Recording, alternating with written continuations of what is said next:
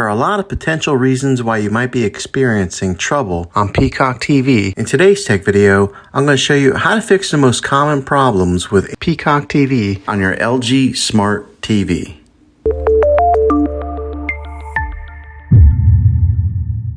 Let's see if we can fix your problems and get your Peacock TV back up and running as quickly as possible. The first one, it's the easiest one to try, and that's to unplug your TV from the wall outlet and wait 60 seconds. Now don't be impatient here, wait the whole 60 seconds, then plug it back in. This is very different from turning your TV on and off with your remote control. This is what we call a hard reset of your TV, so make sure you do this method. If that doesn't work, then find your router that is giving you Wi-Fi and unplug the power to that for 60 seconds. Then plug it back in. If it fixes it, great. If not, let's go ahead and move on to the next method. Try deleting the Peacock TV app on your TV. Go to wherever the apps are located on your system and remove the app altogether. Then reinstall the Peacock TV app again. After you reinstall it, you might have to log back in with all your credentials, but hopefully this works. And if that doesn't work, then I recommend buying an affordable Roku stick, Fire Stick, or Apple TV 4K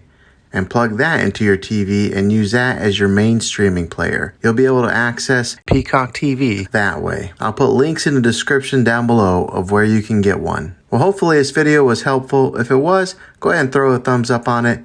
Go ahead and subscribe to my channel. I make tech videos all the time, and I would love to have you back in the next one. Take care.